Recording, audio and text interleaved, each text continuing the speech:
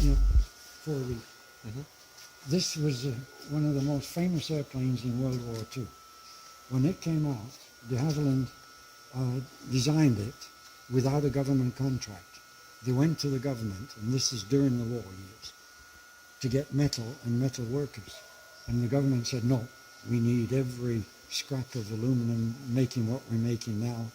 We don't even have enough metal workers, so we can't do it. De Havilland went back home again and redesigned it in wood. And then they made one, and then they went back and flew it and demonstrated it to them. And immediately they said, from this second on, you make nothing but these, and get them being made in Canada and New Zealand and Australia. Get them being made. And the wood came from the west coast of Canada and was shipped to England and so on. That's interesting. I didn't know it's actually wood. Yes. Yeah, this is all wood. The piece of the wood down there. Oh my. Yeah, now it's metal around the engines. Okay, now, talking about that. It's got the same engines the Spitfire and the Hurricane have. The famous Merlin engine, that one right there. Okay, 1,650 horsepower. This has got 2 of those engines on it. So this airplane could go nudging 500 miles an hour, which is a little bit faster than the Spitfire. So for in its era, it was the fastest airplane in World War II for a while. And they were used and configured in many configurations for depending on the kind of mission. If you look on the side here, this is how many airplanes it shot down in the daytime. These are not airplanes, these are flying bombs. These flying bombs could fly at 450 miles an hour. They could be set to go slower or whatever. But Volkswagen Car Company made over 10,000 of them, and there were other companies making them. I forget how many thousands a month that Hitler wanted dropped on England. But anyway, of the only airplane that had a chance to get at them was the Mosquito and the Spitfire. English radar would see them coming, they'd get a hold of these airplanes, and they would climb up as high as they could. So when these came by, they could gain extra speed by diving. Yeah. They started to shoot them down, but they quit doing that because too often they exploded in front of them. And there's 1,850 pounds of explosive in the nose of these. Oh my God. And so they'd fly into the wreckage. So they quit doing that, and they developed a technique of a wingtip under a wingtip and making a gentle turn to turn it off target. And of the 10,000 that Volkswagen made, 2,800 of them did get through to London. And that's roughly a third of them. A third of them were got by the airplanes, and the other third were got by anti-aircraft guns in southern England. Wait, so what are they flying? Flying bombs. Flying bombs? with wings. Yeah. They're bombs with wings. They can Oh. fly. Bombs with and wings. they've got an engine on the top. It's called a pulse jet engine. And that engine has to be going through the air at 150 miles an hour before it can operate. So they took them off with rockets, and they had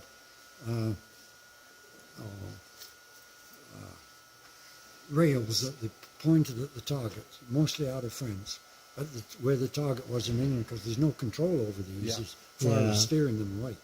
So they were launched, and then once the speed from the launch got up to 150 miles an hour, then the engine would start up and carry it on, you see. Yeah. Whoa. So they meant to talk down those flying bombs. Well, I didn't know mosquitoes actually fly faster than a Spitfire. That's interesting. Yeah. Well, Maybe the later model, the Spitfires are quite fast when they get the... Well, the Spitfires were made in many different models, again, for what kind of missions. The same as these were equipped. What these became famous for was, well, 2 things about the airplane, first though. The weakest point on these was the landing gear, and the airplane had less operational difficulties than any other airplane in the RAF. They had more success rate against any other airplane, but they had more landing accidents with them than any other airplane. The reason being that if these are in a bad enough crosswind and you chunk the airplane down a little bit sideways, it was easy to bend that landing gear. And the reason the landing gear is so narrow is to keep it behind the engine. When the wheel's up, it's behind the engine. The same as the fighters of the day. That's what determined the size of the fighter, was the size of the engine. You had to have everything, smaller than that. So they lost quite a few in landing accidents with them. But one of the big claims to fame is they put these in a group called Pathfinders, because they found out, after all the millions of bombs that were dropped, that they were typically 5 miles off target, because they were dropping bombs from 28, 30,000 feet. And often the enemy, in fact the Germans I'm talking about now, would have smoke screens set up that they'd light to obscure the targets and make things difficult. And of course clouds and stuff made bomb aiming difficult. Right. These guys would go in at chimney top level, that's right on the ground, and drop incendiaries on the target and set it on fire to give the bombers a better chance of hitting the target. Yeah.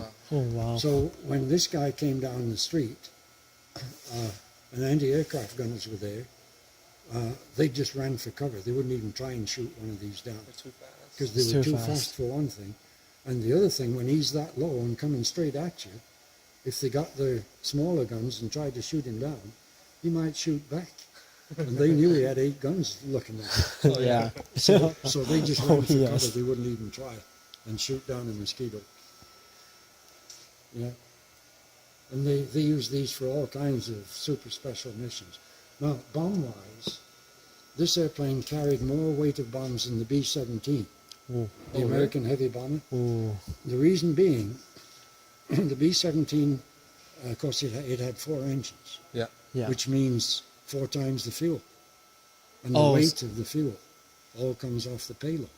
They had 8 gun positions, which meant the weight of 8 guns, ammunition, and people to shoot the guns. Right.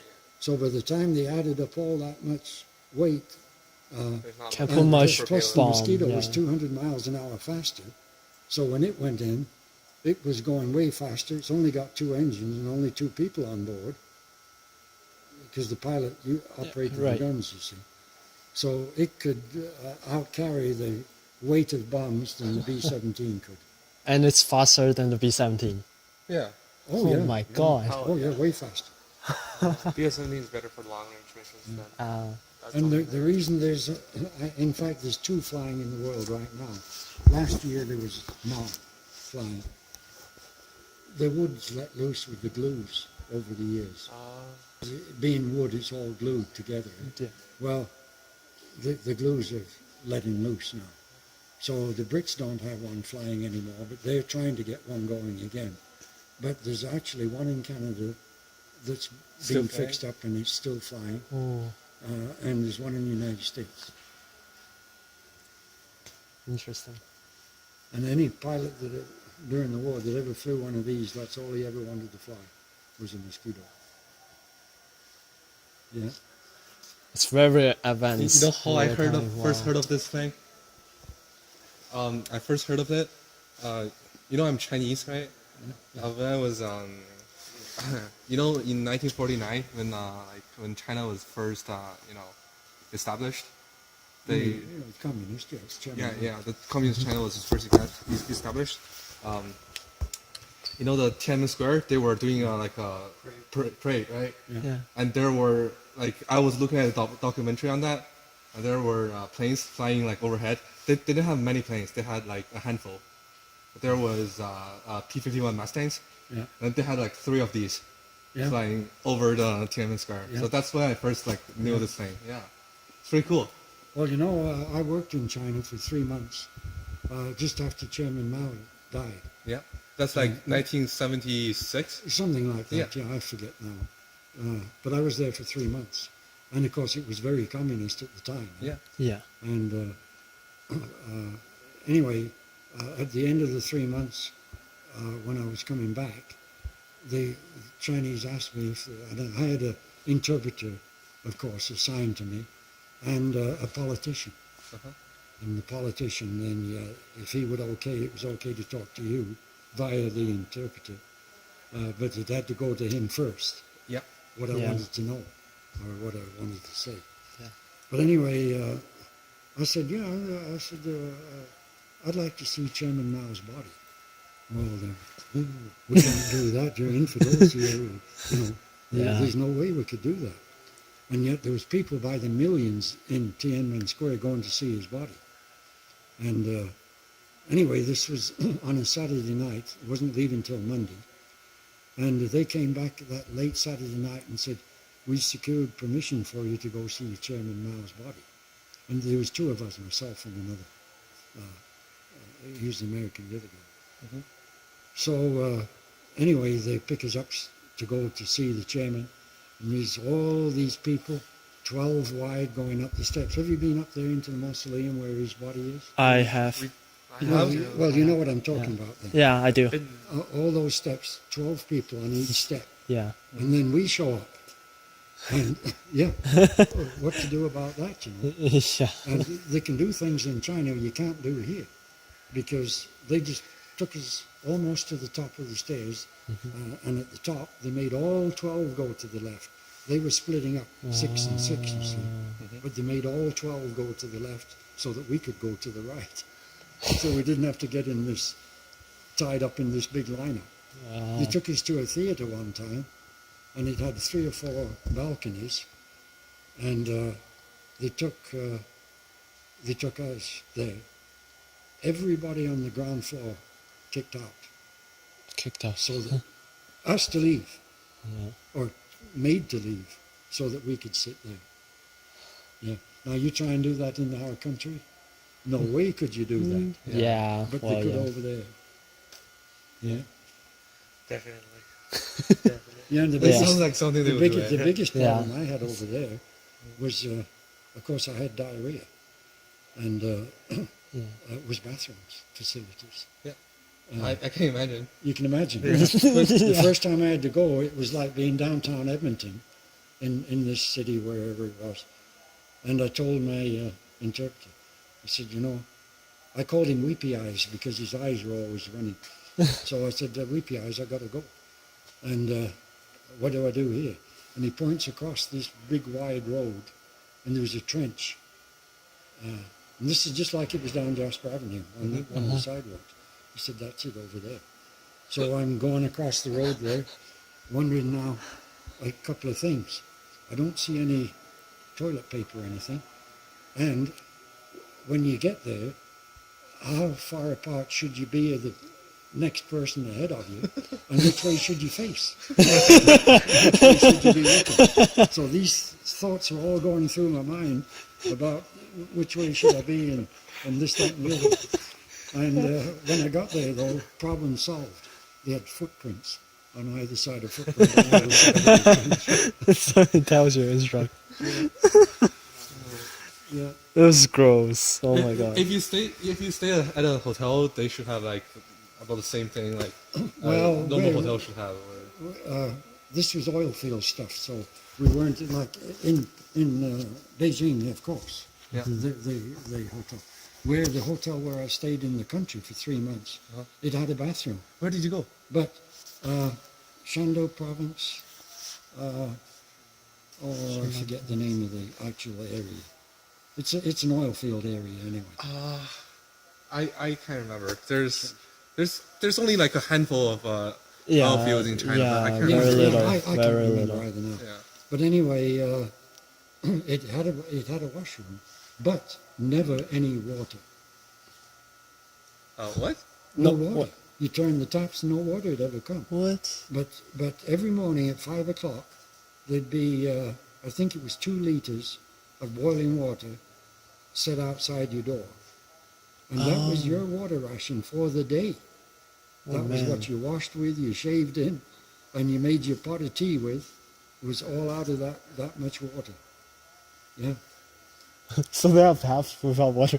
Yeah. and at mealtime, it was raw peanuts and onions for breakfast, uh, dog meat for supper, and almost no vegetables, a tiny little bit of vegetables, and a bottle of beer. And I couldn't drink the beer. I never was a beer drinker, but it was from Shandu. The beer was, and you didn't need a bottle opener or anything. You just grabbed a hold of the cap and pulled it off.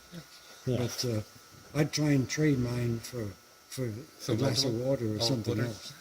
But and supper was sea cucumbers.